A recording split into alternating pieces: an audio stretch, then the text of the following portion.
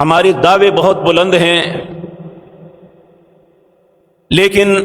جب عمل کو دیکھیں تو عملی زندگی ہماری بالکل خالی نظر آتی ہے،